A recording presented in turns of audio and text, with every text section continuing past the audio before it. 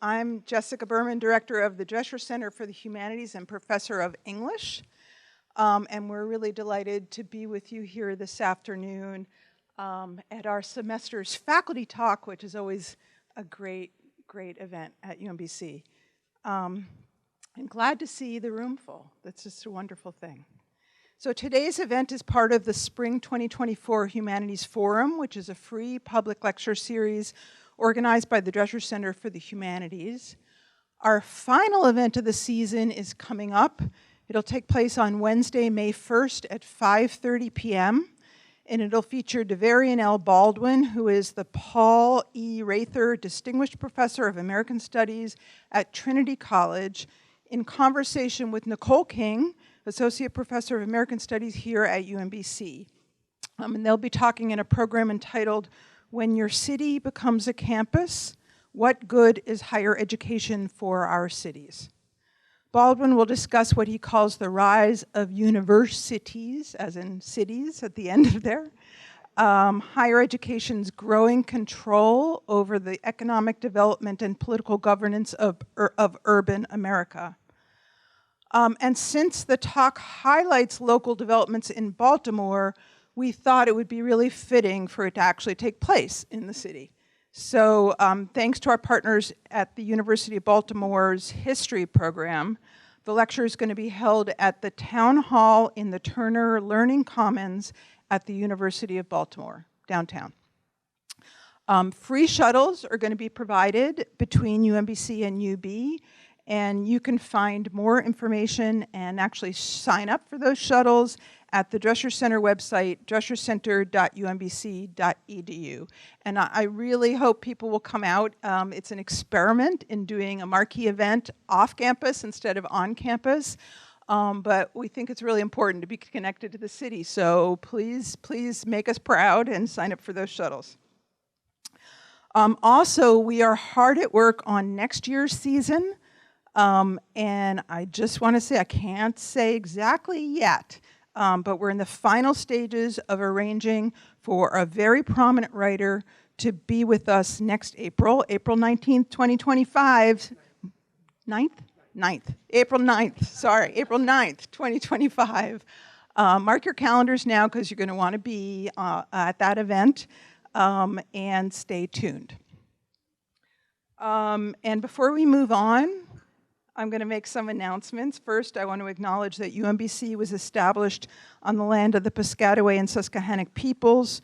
Over time, citizens of many more indigenous nations have come to reside in this region. We humbly offer our respects to all past, present, and future indigenous people connected to this place. And while we recognize the importance of acknowledging those who came before us, we also know that this is only a small gesture, and we must take action towards the necessary work of repair. This afternoon's event is being recorded, and it's going to be made available online a few days after the talk. And I also want to thank the Department of Media and Communication Studies, the Asian Studies Program, and the Global Studies Program for co-sponsoring this event. Also, because as you've just heard, this is the last Humanities Forum event on campus this year, I also want to take a moment to say a few words. First, I want to thank Courtney Hobson, able manager of the Drescher Center, for all the work she does running the forum. And it's work from helping to generate and winnow the ideas to negotiating with agents and making it all happen. She is really the mastermind behind the series. So thanks, Courtney.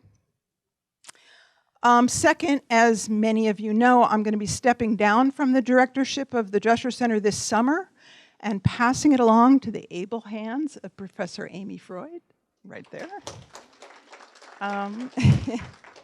Yeah, it's going to be great. So I just wanted to say it's been truly a supreme pleasure to support and promote the amazing humanities work going on at UMBC, and to work with so many colleagues to showcase the power of the humanities to address our most pressing concerns.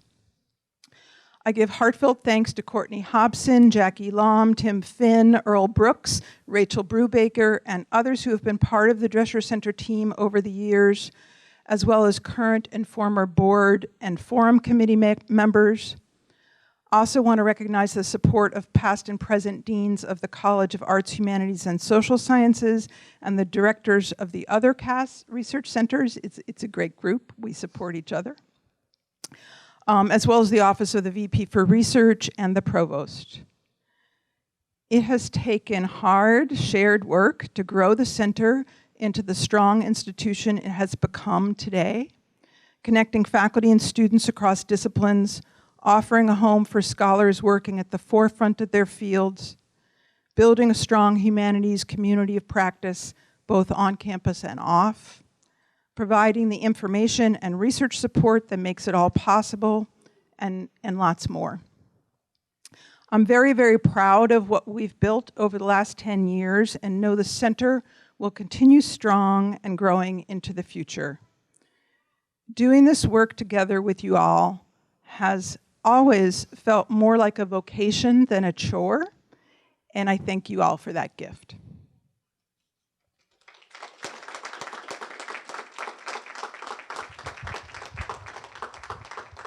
So now on to today's event. I also get the pleasure of introducing our speaker. It's all me for a while. Fan Yang is a professor in the Department of Media and Communication Studies here at UMBC. She's a faculty affiliate in the Asian Studies program and in the PhD program in Language Literacy and Culture, and she serves on the Global Studies Coordinating Committee. An interdisciplinary scholar in the broadest sense of that word, really fun. She works at the intersection of cultural studies, transnational media studies, globalization, contemporary China, and many more fields. Professor Yang's first book, Faked in China, Nation Branding, Counterfeit Culture, and Globalization, which came out in 2016, looks at the story of China's economic rise from the perspective of cultural change and offers a critical account of the challenge faced by China following its entrance into the World Trade Organization in 2001. The book traces the interactions between nation branding and counterfeit culture and explores the challenges that come from the global system of intellectual property rights that gives rise to competing visions for the nation.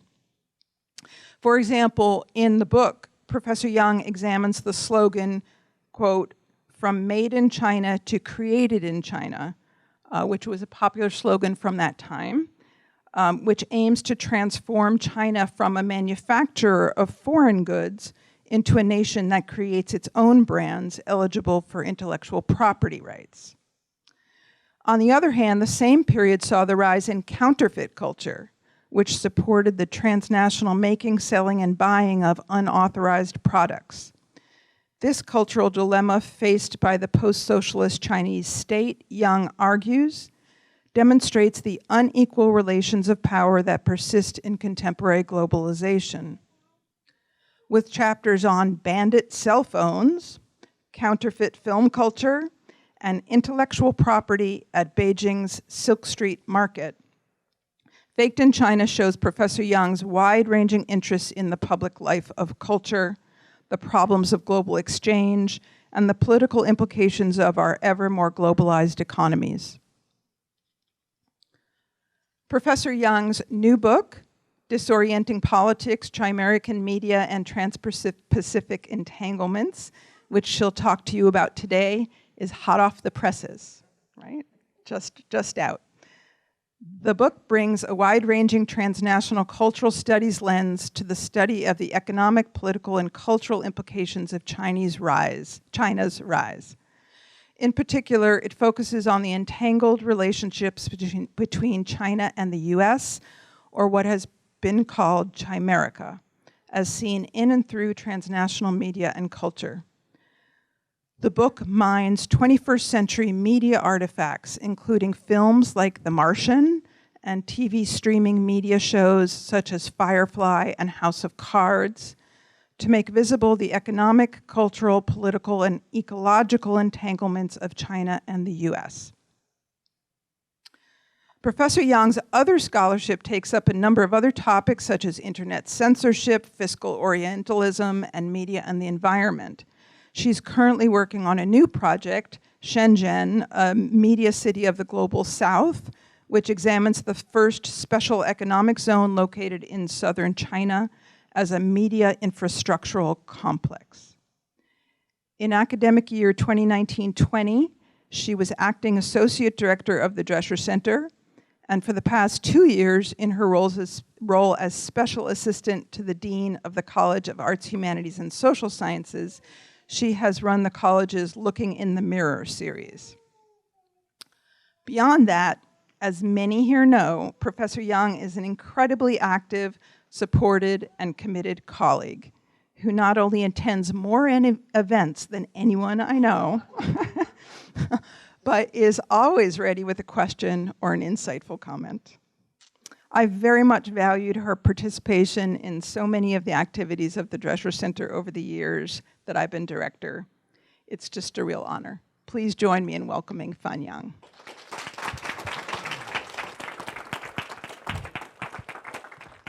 Thank you so much. Can you hear me? I turned the mic on, so didn't forget.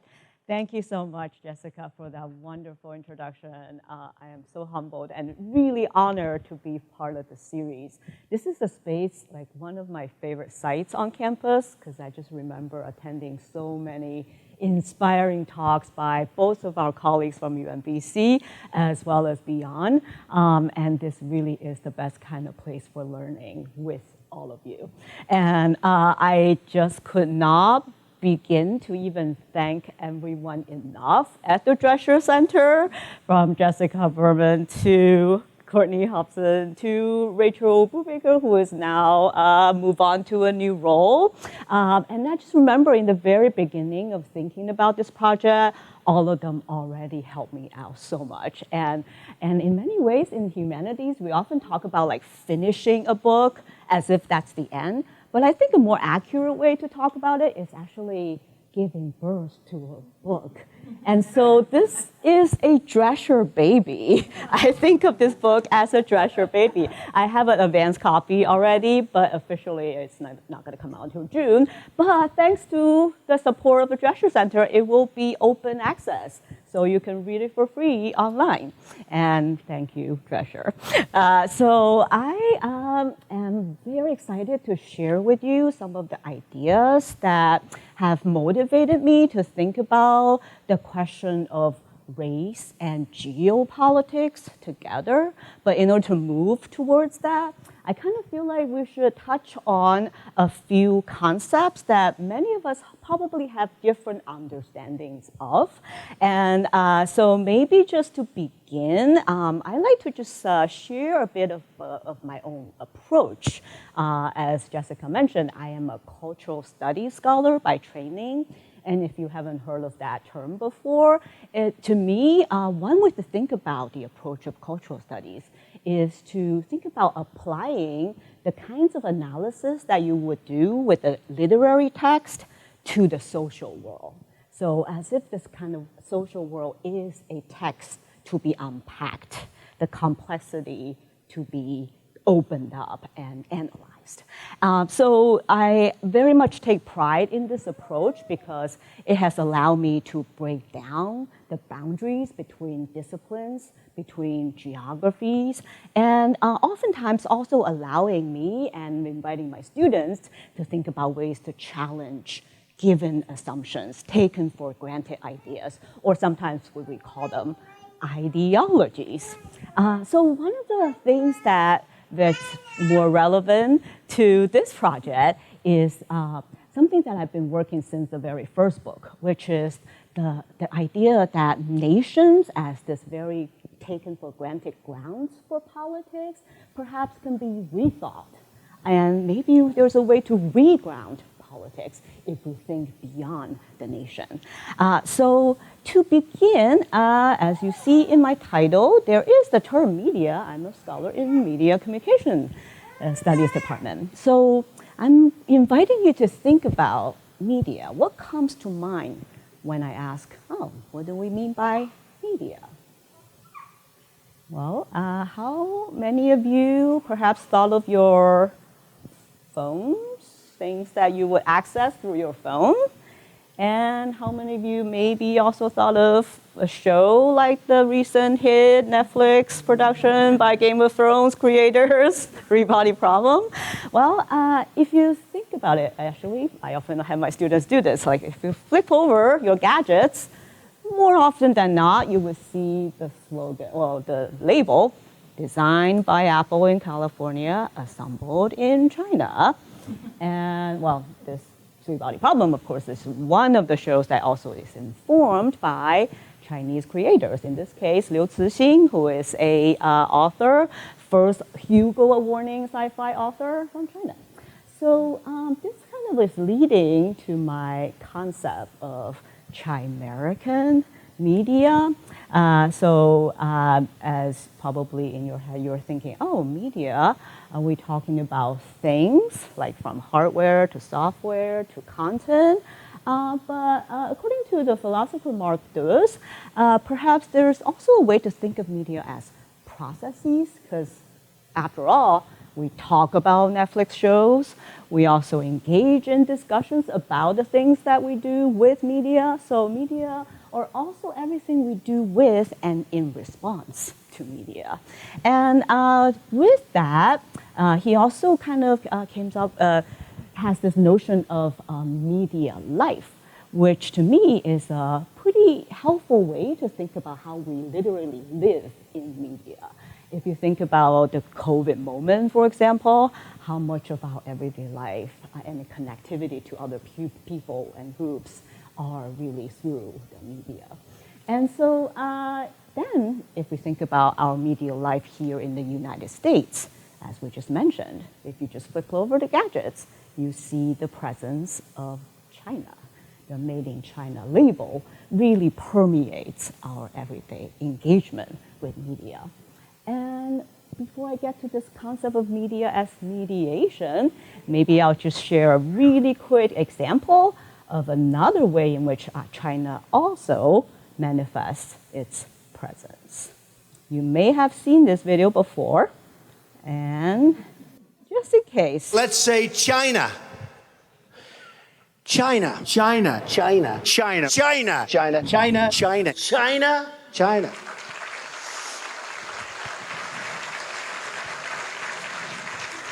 You go over to China. China. China. China. China. China. China. China. China. China. China. You take China. China. China. I love them. China. China. China. China. China. I have to have my China. China. China because China. China. China. China. China. China. China. China. China. China. China. China. China. China. China. China. China. China now. China. China. You know, China. I know China very well. China, China, China, China, China, China. China. China. China. Northwest Wisconsin, where I'm from. It's China to me. China. China, China, China, China, China, China, China. You want to buy from China? That's great. Buy from China. Buy toys from China. China in particular. China. China. I have people that I know in China. China. China. China. China. China. China. Right. China. China. China. That might already have given you an idea.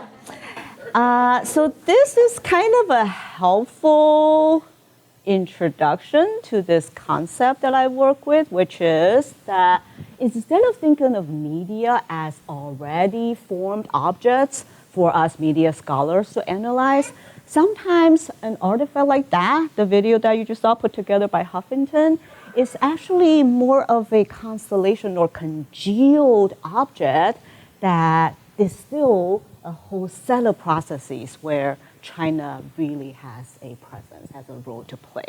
So this is a way to understand like how media can be actually products that congeal the processes of mediation. So I can kind of introduce now where this notion of Chimerican media is coming from. In fact, one of the inspirations for my book is this play I saw in London back in 2013 called Chimerica. And the playwright, Lucy Kirkwood, took the name from the economic historian Niall Ferguson, who coined the term Chimerica to refer to the symbiosis economically between the two so-called superpowers, China and the US. So even though his account or his understanding of this kind of symbiosis is kind of celebratory and uncritical, for this playwright, she kind of appropriated a term to try to think about these two superpowers that are seemingly so different politically are actually very much intertwined. So just to give you some sense of what that play was like, again, this was the London production. In fact, when it was restaged in DC, I know Jessica also saw the play, it didn't really quite have the same effect. Why? Because in the London staging, the stage was really like a cube. So the exterior of the cube were layered with photos that identify a place. So photographs oftentimes coming out of photojournalism. That is one way in which the place can be marked as through these imagery. Whereas when you have the scene changes, the cube just kind of rotates, and the inside of the cube turns from interior of a Beijing apartment to an office in New York. That way, you get a sense of, moving with media in globalization. This is what we talk about in our media and globalization class. Those of you who are from my class will think about like how media sometimes transport us across space to go to a place without actually going. So this is one way in which we can think about perhaps Chimerica is a useful way to think about China's mediated presence in America. Those of you who are in ancient studies probably would immediately think of how Chimerica also evokes this chimera figure, which is from Greek mythology, that talks about this hybrid monster of sorts that has a lion's head, a serpent's tail, or a goat's body, and it's also fire-breathing. So in some ways, this figure is a very helpful shorthand for how China might appear in these Chimerican media. So in other words, I'm using Chimerican media as a term to describe these media artifacts and processes that seemingly are originating from America, but they are very much informed by China in their production, and they also circulate beyond China in their reception. So a quick example of it as I introduce my key argument. How many of you have seen House of Cards maybe a few years back? The first bingeable show on Netflix, the first one advertised as such because the whole season was like just released right away. And if you recall, the second season was very much representing a Chinese figure in it, an official originally from China, playing a big role in the plot line. So you may also have heard that this show was also hugely popular in China, where Netflix was actually not available. And Sohu is the Chinese platform that officially purchased the show to stream on its website. And so when I was in China, I saw this magazine that featured the CEO of Sohu in the style of House of Cards, if you think about some of the marketing material for House of Cards. And the title says, 张朝阳再创纸牌屋. Zhang Chaoyang is the name of the CEO, saying that he's trying to get another try with House of Cards. So kind of indicating how huge a hit it was in China. So in one of my chapters, I actually look at 21st century Chimerican media artifacts like that to think about how these two nation states and political systems are very much entangled. So I've been using the term entanglement quite a bit, but I feel like I need to maybe introduce a bit of where I was drawing that from. It's actually coming out of this book called Meeting the Universe Halfway by the physicist and feminist philosopher Karen Barad, who had this one line that is very memorable. She talks about like to be entangled is to lack an independent, self-contained existence. And there is a Chinese phrase that I often thought of when I was thinking about this concept, which is 你中有我，我中有你. I contain you, you contain me.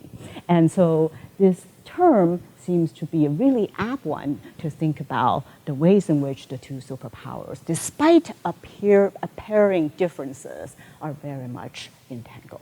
So to kind of talk a little bit about the other layer of the argument though, so by looking at these Chimerican media, I'm arguing that they are really making visible some of these economic, cultural, political, and ecological entanglements transpacifically. But at the same time, I'm also discerning a prevailing tendency for this rhetorical pattern to racialize the Chinese state. And that kind of tendency, I argue, has political consequences because it precludes a alternative imagination or new imagination of what politics can be.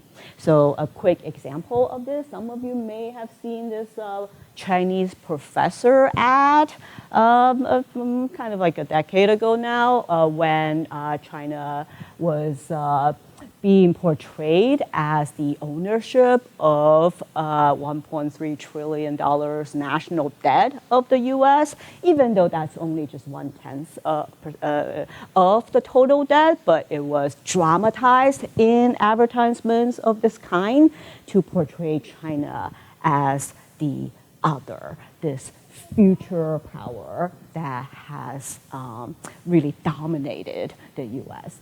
And oftentimes, rhetorical patterns of this kind is in one of my chapters I talk about as fiscal Orientalism, in the sense that when they're able to depict China as the dominant power in this way, they also preclude an imagination of what the role of the state can be in a national community. So that was that was one of the chapters in the book. But perhaps it's also helpful, because we are talking about the concept of politics, I'm also kind of hoping to invite you to think about what comes to mind. What do we mean by politics? I'm wondering, those of us who are trained in political science, international relations, public policy, probably would immediately think of election coming up, these kinds of processes associated with the nation state, or think beyond the nation state, thinking about kind of geographically bound nation states, how they interact with one another in terms of geopolitics. But those of us who are in humanities, social science, or interpretive kinds of social sciences, we probably would immediately think of the uneven power relations between people as the central concern. And for example, I feel like in UMBC, I have been, over the years, learning so much from my colleagues here who look at the issue of systemic racism. And for media studies in particular, we often think of it as an issue of politics of representation. So if you recall a few years back, there was this hashtag Oscar so white. That is an example that speaks to how people in dominant position of power, in charge of Hollywood, perhaps tend to perpetuate stereotypes of people of color in order to perpetuate this hierarchical status quo. So for me, though, I think there's one very important inspiration of humanities' approach to politics, which is that ultimately by challenging these kind of representations. We're also trying to conjure what kind of world is possible. It's about trying to imagine a world that's more livable for all. And so there is a sense of politics ultimately about world making. And in my project, I try to think about the ways in which I can bring these different understandings of politics together, and perhaps more specifically, thinking about how race might be embedded in geopolitics regarding the so-called figure of rising China. So I will be sharing a bit from another chapter that I'm calling Cultural Chimerica. And this is a chapter where I look at a set of actions, practices of both state and non-state actors who are imagining Chinese as a future global language, a lingua franca. So an example, I don't know if you know this, but Mark Zuckerberg, who married someone of Chinese descent, and he's always very ready to brag about his Chinese learning. For example, he broadcasted on social media, Facebook namely, that, I was so happy and proud that I was able to talk in Mandarin with President Xi Jinping when he came to the US in 2015. And so I don't watch a whole lot of television as a media scholar, to be honest, but it just so happened that a few shows that I watch featuring very brilliant central characters, whether it's the anthropologist Bones and the doctor in House. In numerous episodes, you just get a sense that, oh yeah, of course, they know Chinese too. Because whenever there's like characters talking in Chinese, all of a sudden they were just like, oh yeah, of course, yeah. So that caught my attention.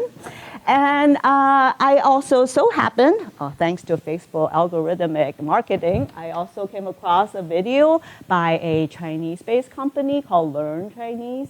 They actually did a whole collage of all the shows and films that feature people of non-Chinese descent speaking, or seemingly they understand Chinese perfectly. And the most recent example, if you recall at the end of Arrival, that film, this linguist at the end obviously could just talk on the phone with the Chinese counterpart to solve the world crisis. So what might be happening here? Well, another example, Arabella Kushner, the granddaughter of former President Trump, she was also a really big hit on Chinese social media because many videos of her speaking Chinese, reciting poems in Chinese, were viral hits on Chinese social media. To the extent that when President Trump visited China, her video singing a song called Our Rice Field Woman, the Tianye, which is a very well-known song, recognizable immediately by the audience in this banquet hall, so her video was there. And of course, President Trump will be praising to everybody that, oh, she speaks fluent, excellent Chinese, despite the fact that he himself does not speak Chinese. So another example from public figure, you may recall back in 2011, John Huntsman, former Utah governor, former ambassador to China, who actually does know Chinese. But I'm going to show a little quick clip and see if you notice anything interesting.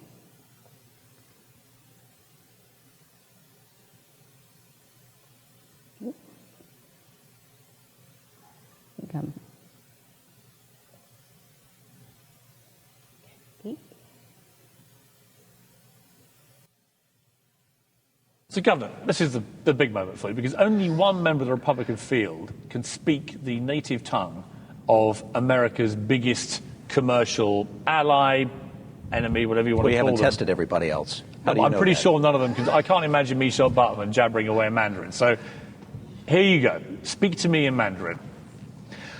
我说什么你都不会太知道，你都不会听得懂。我叫洪博培先生，我要当下来的美国总统。 That is spectacularly good. How do you know? What the hell have you just said to me? I said, whatever I say, you'll have no idea what it is. And after that, I said my name in Chinese, and I said I'm going to become the next president of the United States. And for the billion people who live on this earth who actually know who I am and my Chinese name, the unfortunate thing is, Pierce, I'm known by the wrong quarter of the world's population. Well, at the moment. They're all going to. All right, so what is peculiar here, as one of the Slate reporter actually talked about in one of the pieces, here you have Piers Morgan, who does not know Chinese, but he was so ready to praise John Huntsman's ability to speak Chinese.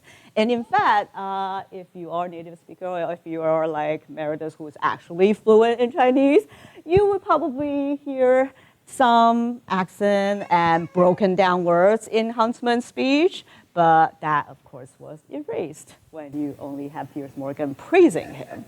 So what is happening here? Well, I'm calling this the kind of a phenomenon, the rise of Chinese-speaking, non-Chinese, predominantly white, predominantly in a very kind of powerful position, or at least trying to use Chinese language capacity as a way to mark their own privilege or their effort or their linguistic prowess. And this is very different from, say, the kinds of heritage speakers, maybe of Chinese descent, whose Chinese speaking ability would just be understood as given because they are heritage speakers. So there's something about the white privilege at work here. And if you also think about the ways in which their fluency is conveyed on screen, well, maybe another example real quickly, perhaps can help us look at that. Anybody seen Limitless, that film? Oops.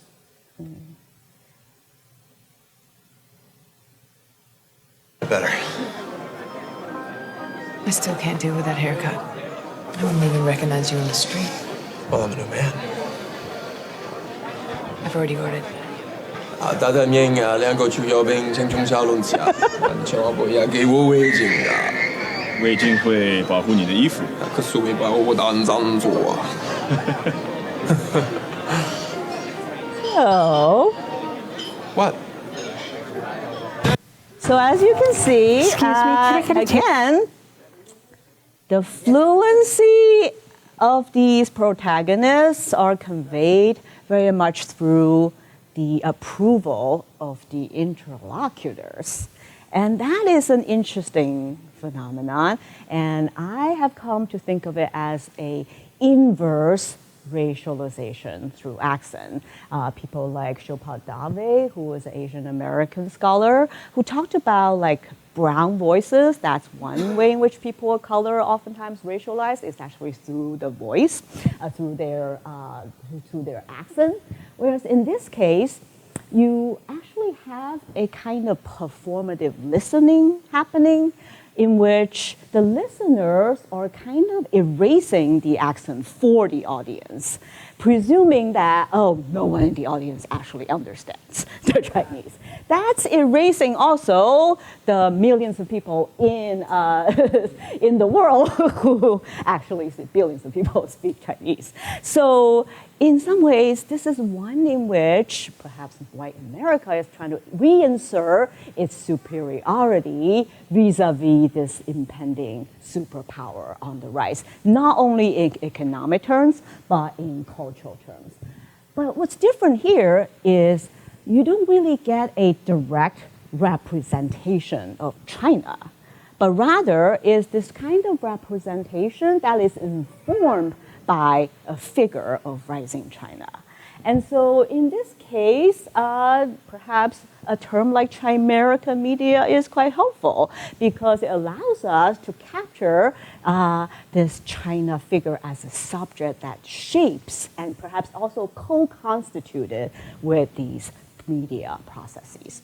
So if this is kind of in the American media life landscape, the idea of China as not just an object already formed to be represented, but rather as a subject that shapes media is also very real, stemming from China. So some of you might have heard of the Confucius Institute, which is a entity sponsored by the Chinese government to promote Chinese learning, or more specifically Mandarin learning globally. And US actually had at one point the most branches of that, but it has, due to controversies, closed down quite a few branches.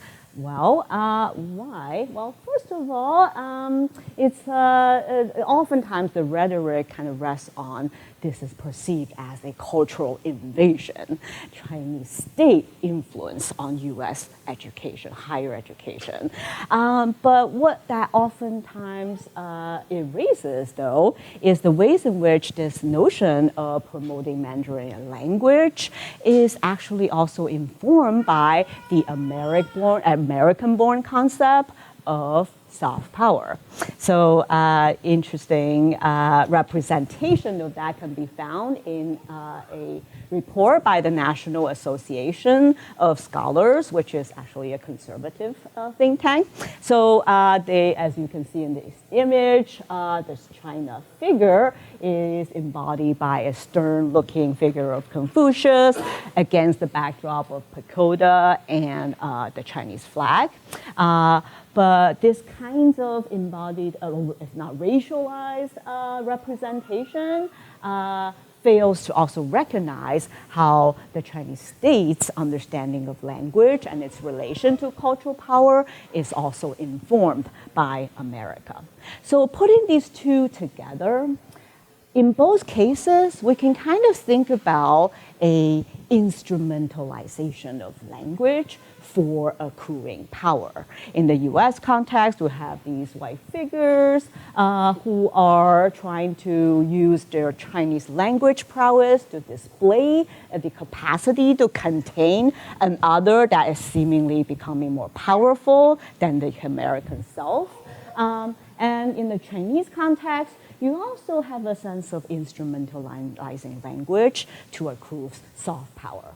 But at the same time, these processes are also entangled with one another. If you think about in the US context, some of these places that receive Confucius Institutes were public institutions that have encountered budget cuts, especially in language learning, which in some ways readied them for the influx of money from Confucius Institutes.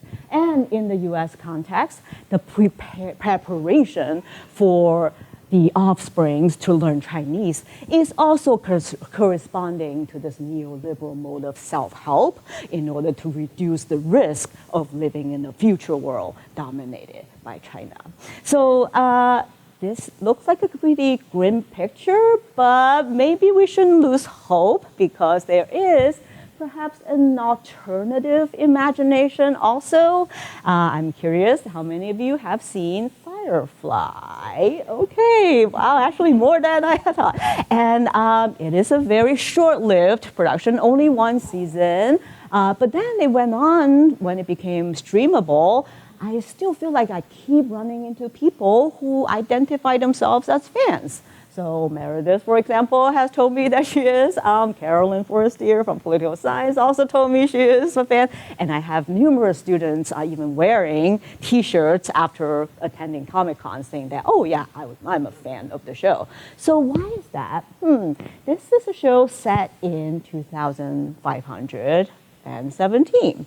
This is a world that's already observed the convergence of what the creator, Joss Whedon, friend of Dr. Lovilio there, who thought of this future world as dominated by Anglo-Sino alliance, meaning that these two superpowers have already merged.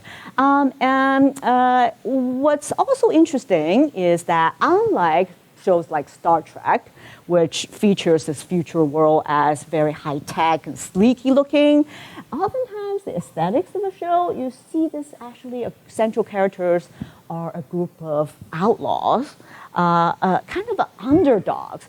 And they're just kind of scavenging on the rims of the multiverse, trying to make ends meet. But interestingly, also swear sometimes in Chinese, or when they're in more intimate settings, also speaking some words in Chinese.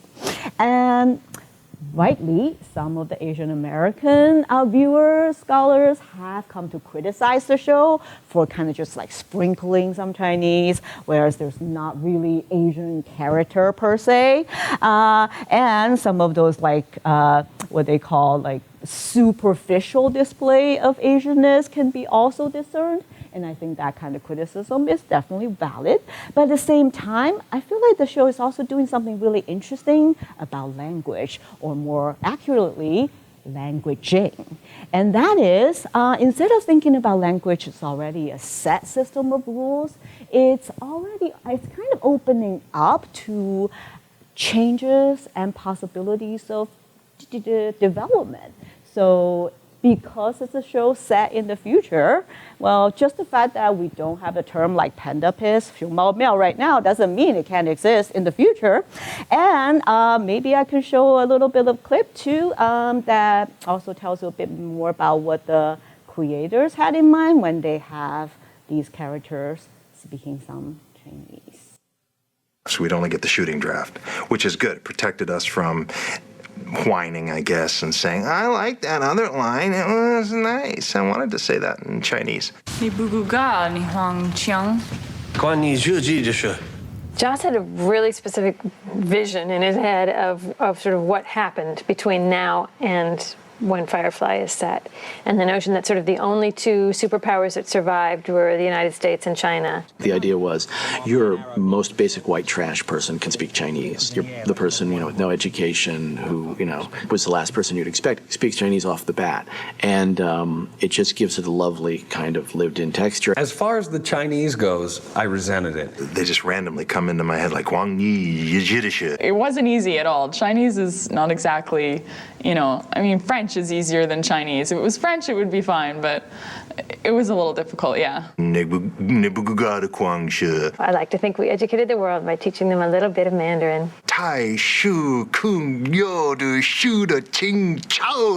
The writers would be in their room, in their writing room, and they come up with really funny things to say if you knew what you were saying in English. We only did Between now and when Firefly is set, and the notion it just gives it a lovely kind of lived-in texture. As far as the Chinese goes, I resented it. They just randomly come into my head like Wang Yi, Yiddish. It wasn't easy at all. The writers would be in their room, in their writing room, and they come up with really funny things to say if you knew what you were saying in English. We only did phrases that we didn't need to know what they meant. Like if he shouted, this way, we know he's saying, shut up.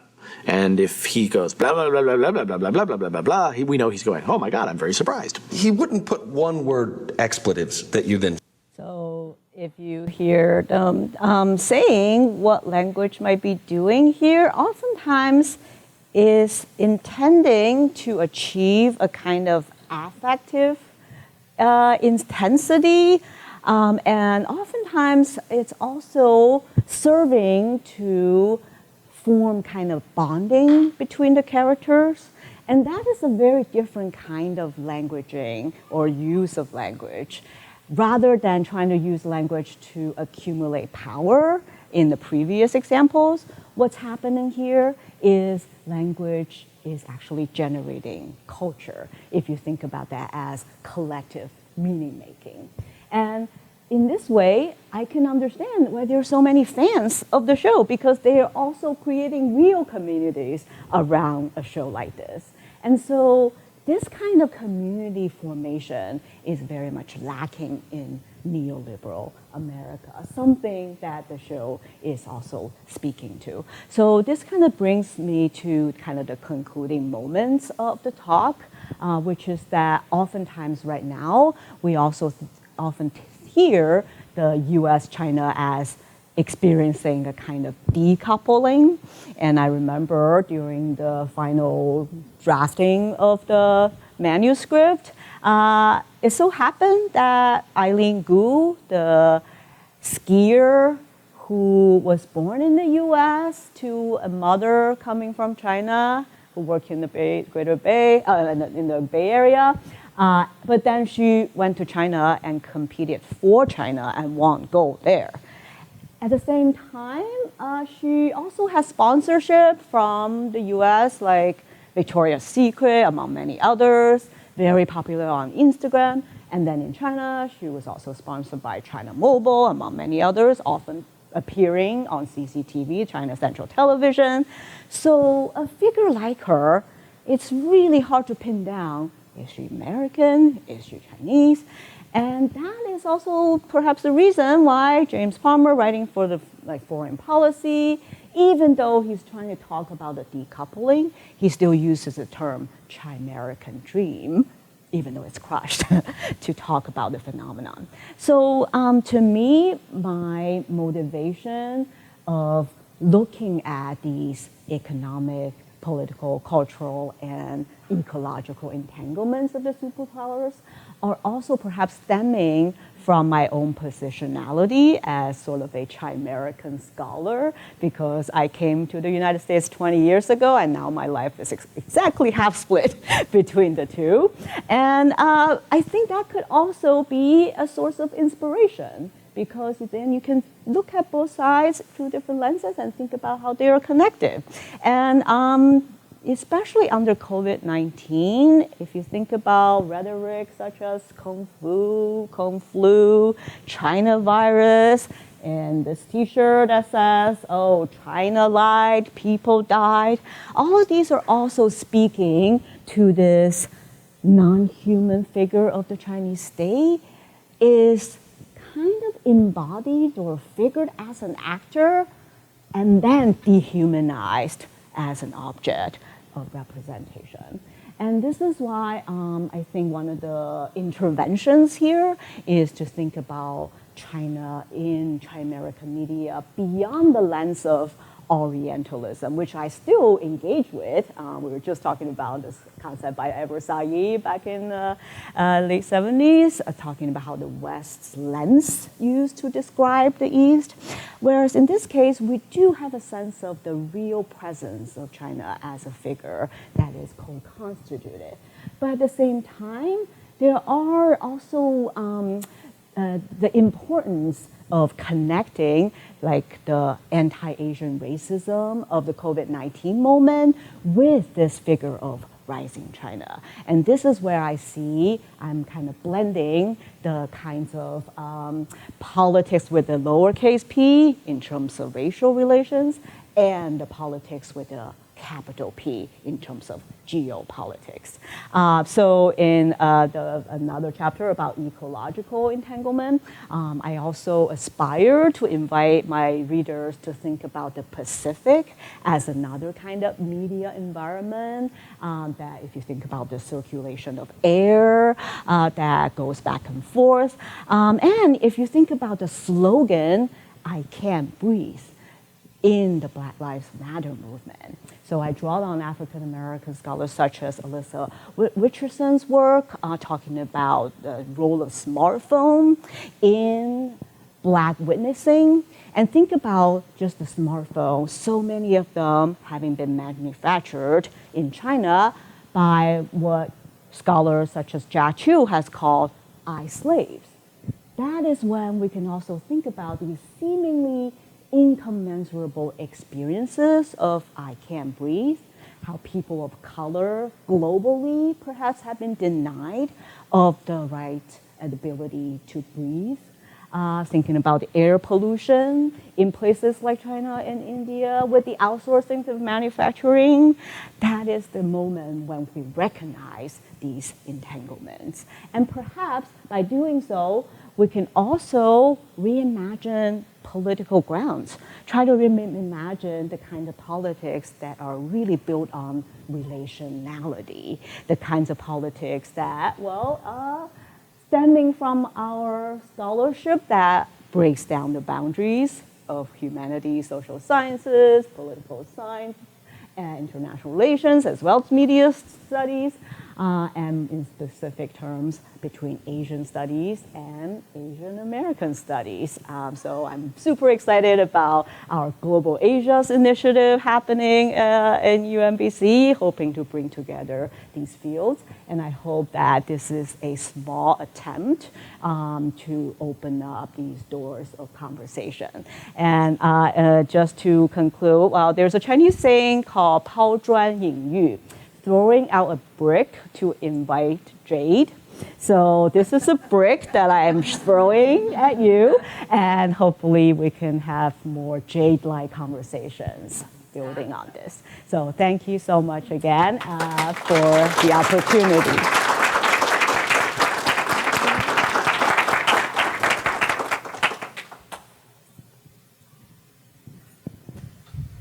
All right, so thank you very, very much for that. That was really wonderful and very dynamic. Lots of examples.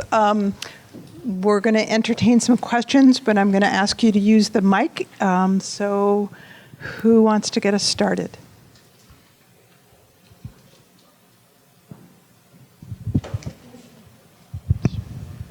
Hi, Fawn. Thank you for a great talk. I'm wondering, as I was listening to you talk about the rise of this American sentiment against Japan, of course, my mind being the Japan scholar that I am, went back to the late 1980s, and I know that was before you came to America and you were very young. But I wonder if America's experience with Japan then, which eerily echoes much of what is going on with China today, informed the way that you thought about the Chinese case?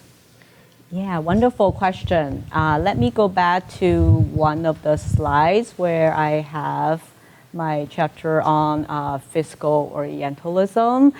In fact, my inspiration for that term came from techno-Orientalism in the 80s that specifically applies to Japan's rise.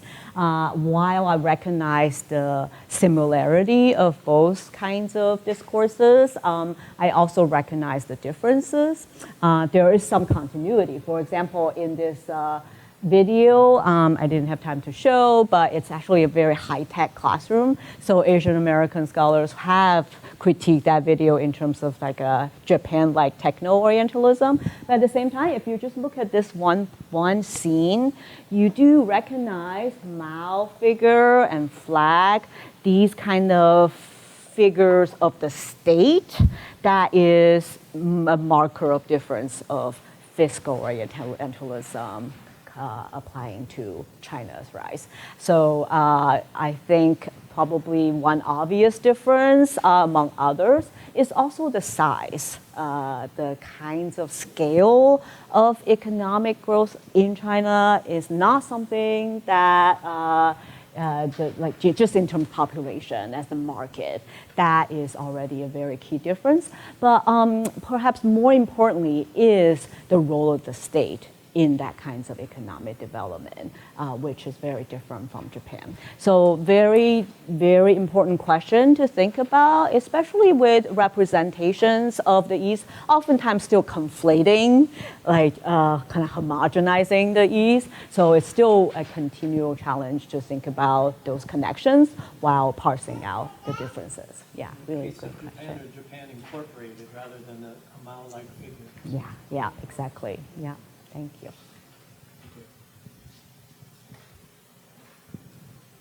Hang on one second. Hello. So you touched briefly on the growing sort of divide recently between China and the United States. And, we see that China's sort of becoming increasingly isolationist-ish under Xi, with returning to more nationalist ideology and all of that. Do you think that will continue to grow? And if that divide continues to grow, do you think these trends we're seeing of the different media coming together and stuff, will that continue even as there's a current leader in China trying to isolate it, or will that divide sort of extend to media? Very good question. Well, there was a reason that I chose the three-body problem as an example of Chimerican media, which I did not have a chance to talk about in the book because it came out after. But I think examples like this do point to some possibility of the future, even as we hear quite a bit about kind of the Xi administration being being kind of more turning inward. I mean, even talking to my friends in China these days, I'm actually hearing more people saying that, oh, English is no longer as allowed in public schools, like actual state schools. So many of my friends, for example, will actually go into private international schools just for the English learning. So we do observe that kind of inward turning trend and of decoupling being part of that. But at the same time, you have so many people in both China and America watching the show. Like this version is Netflix, but there's also a Tencent version, which is also available on Amazon Prime. 30 episodes, very slow, subtitled. But I also have friends who are in both places talking on podcasts about them. I mean, when they're doing that, they are living a Transpacific media life, right? So that does point to these connectivities that are perhaps still providing some new grounds for politics. So I like to picture that as a potential future. So thank you.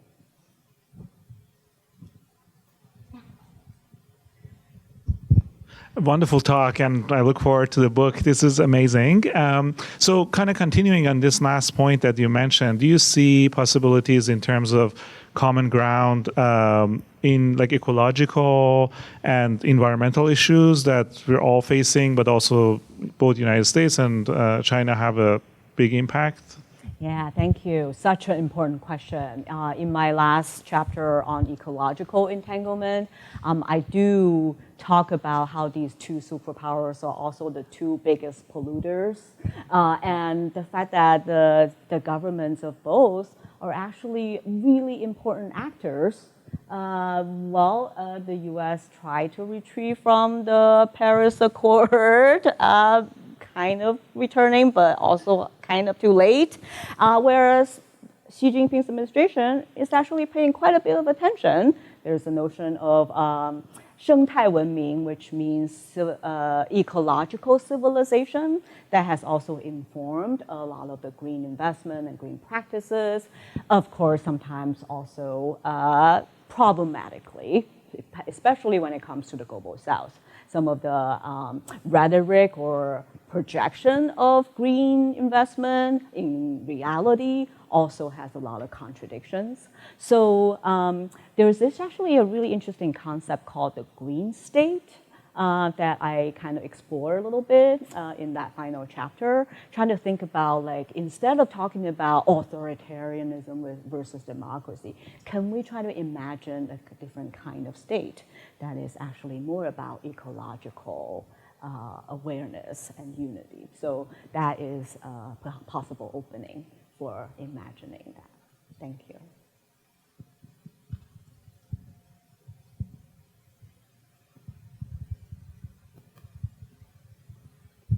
Hi, Professor Yan, again. Thank you for the talk. Amazing. A lot of perspectives that I wouldn't even consider before. I guess my question is, for your opinion, I see a lot of similarities between like the Cold War in a way, in terms of narratives, especially in media. So US versus USSR, and now it seems like it is going to be US versus China. Mm-hmm. So my question is, I guess, do you think US in the media, in the narrative, will always need an antagonist to stand like against to? Well, that is indeed a framework that has appeared quite a bit. For example, during the COVID moment, when the tension was really on the rise, there was a group of scholars that formed online, critical China scholars, that kind of tried to tackle this question, like, is the new Cold War framing useful? Perhaps to some extent it is. But at the same time, as a media cultural studies scholar, I think we always try to historicize the present, try to think about the specific historical conditions that gave rise to this particular moment.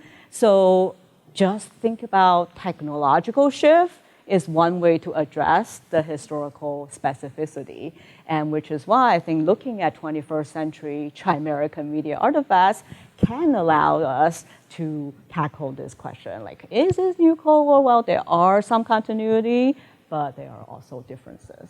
So yeah, really good question.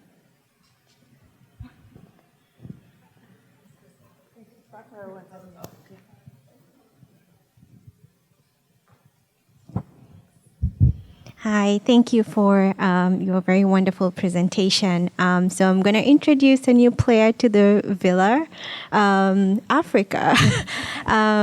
So I'm just wondering if you've seen any connections in your analysis in terms of the relationship, the Chimerican relationship to Africa and African countries. Wonderful question again. Well, for those of you who don't know, that's my colleague Tracy Tinga, who specializes on Africa Rising. She has a book coming out about that discourse, actually.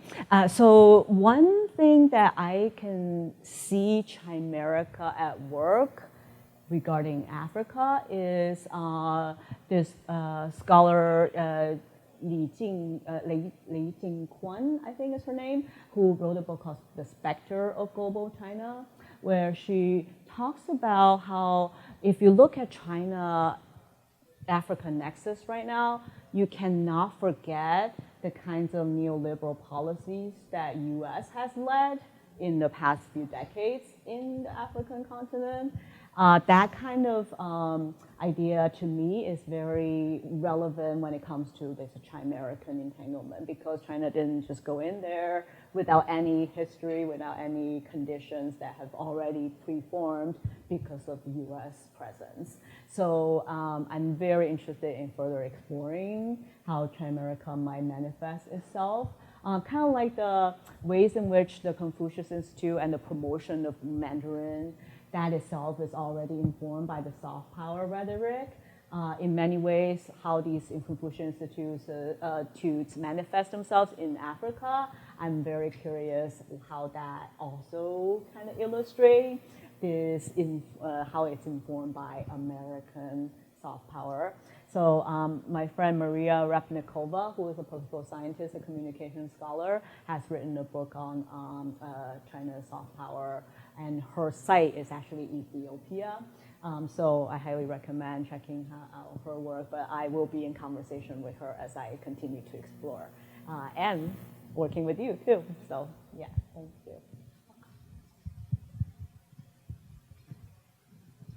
Well, like others, let me thank you for the talk. And there are a number of questions it raises to mind, but there's one striking one, maybe first an observation. I think it's kind of, at this moment, remarkable that you got through an entire talk about Chimerican media, and I never heard the word TikTok come up. I thought about putting that in, and but so but it raises the issue about entanglements.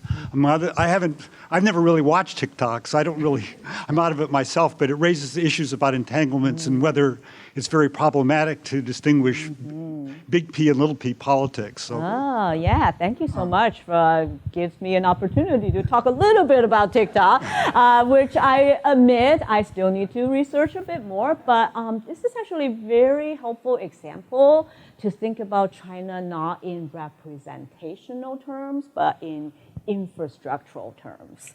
And particularly this kind of whole like banning momentum right now seems to disregard the fact that platforms such as Netflix operate through the same logic of data collection of the audiences for their programming, for selection of their stars. Like House of Cards, for example, was very much boasting like, oh, we did all this research using big data and figured out, oh, Kevin Spacey is going to be a very good one to choose. And that's how they were able to select their stars and the cast for the show. So in some ways, if I were to write a sequel for the book, I would have to talk about TikTok. You're absolutely right. But I do think that there are scholars already looking at that. For example, trafficking data is one book that comes to mind by a media scholar, Ann Caucus, who looks at kind of the data transfer between America and China, but also critical of how US corporations themselves might be participating in data algorithm media landscape as well. So yeah, you might want to check it out. Thank you.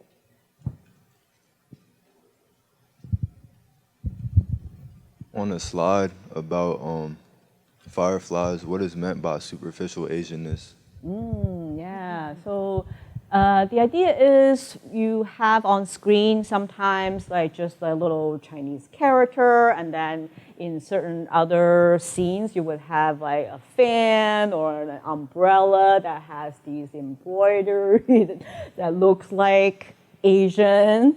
So it's very superficial in the sense that like these scholars who criticize the show in that way, they would say that, well, if you really want to represent Asianness, at least have some Asian characters. But the show seems to only project an Asian future without actually wanting to represent Asianness in the present. So that was kind of the critique there. But I actually do have a reading of the characters because sometimes they, at least in their makeup, they kind of look like they might be mixed. That's my reading too. So again, polysemy of the text, meaning that it can open up to different interpretations. But yeah, if you have the chance to check out the show, you would notice like, oh, that is like a sign of Asian culture that was used in the show. So that's superficial display of Asianness. Hi, thank you for your talk. When you were talking about Chinese kind of becoming a global language, when considering what we consider global languages today, my mind went first like European colonialism. So as China has gotten increased political and economic power in other countries, has that label kind of come up and become a worry? Absolutely, yeah. I think this is a framework. I mean, both terms like colonialism and imperialism have become kind of useful for many scholars when they look at the China-Africa nexus, for example, and sometimes with internal politics of China in terms of ethnic minorities. So, for example, like the term settler colonialism, which may apply in the US case, now scholars are looking at that in China's West as well. So I think that is definitely an important realm of research, trying to think about these interconnectivity.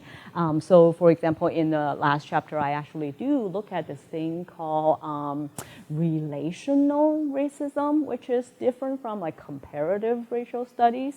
It's actually trying to think about like how racial mechanism in one place sometimes also inform other places.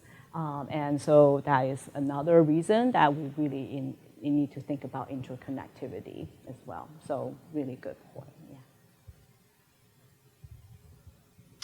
So I'm not sure. So I'm trying to think how to phrase it. So because when you were talking about Firefly, which I do like and I watch, and it got me thinking about it in terms of languaging. And so I was thinking about, which I also watch Star Trek, right? And so then I was thinking about Klingons and that othering, right? And so I was thinking about, I wonder for the producers, does does Chinese like language in terms of stand in for like, because it's not intelligible. Do you know what I mean? Like this kind of, I'm trying to think, but I was wondering if it almost kind of does the same type of work. Like if you think about, I don't know, it's something that popped in my, and I'm just curious what you think. Oh, that reminds me of this one talk that I remember attending about the language in shows like Star Trek.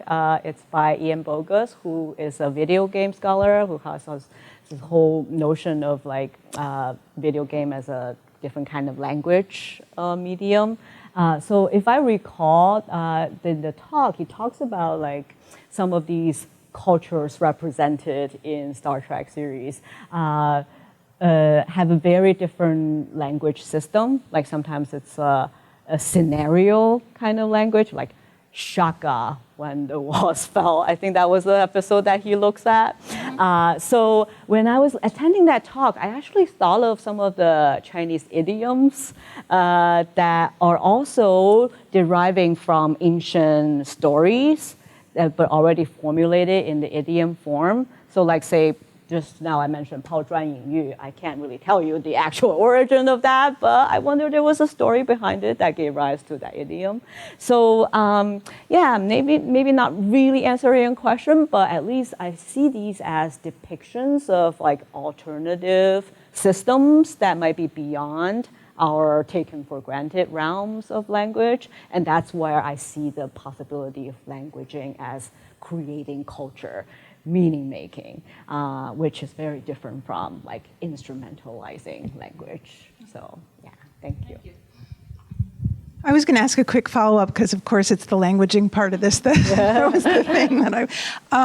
So I'm just curious if you could, if there are examples of media projects or other cultural art projects that are using language rather than in this instrumental kind of reinforcing white supremacy way that you've shown us, more in a kind of bilingual or multilingual, or I'm thinking about like the Spanish English in the Brief Wondrous Life of Oscar Wilde, which is like sort of an amazing book that goes back and forth across languages. And is that kind of work being done?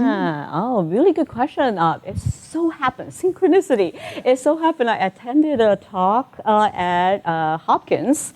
That is by an art historian looking at calligraphy, how it manifests itself in contemporary Chinese art. And there are so many ways in which that kind of ideogram, pictogram, sometimes it's devoid of meanings and becoming pure signs. And other times it's also kind of both symbols, but also like figurative, evocative of space and time. So he shows so many different examples. So you may actually know the artist Xu Bing, who has these Chinese-looking characters, but they're actually English. So they look like block characters, but if you look closely, they are letters composed in the form of Chinese. So to me, that is a really interesting reworking of language. If I wouldn't be surprised, like our historic friends of mine are kind of thinking about those kinds of cross-cultural collaboration or exchange happening. So yeah, really great question. I'm a fan of the arts, as you know, and I sometimes think of like what we do in writing books are not too different from creating artwork, in the sense that we're trying to challenge assumptions and help us rethink concepts about the world, even though sometimes the text may not be as pleasurable as some of the artwork, but I think we're doing similar things. Well, on that wonderful note, I think we'll thank you again, Fan, for a really wonderful talk. Thank you so much. Really great question.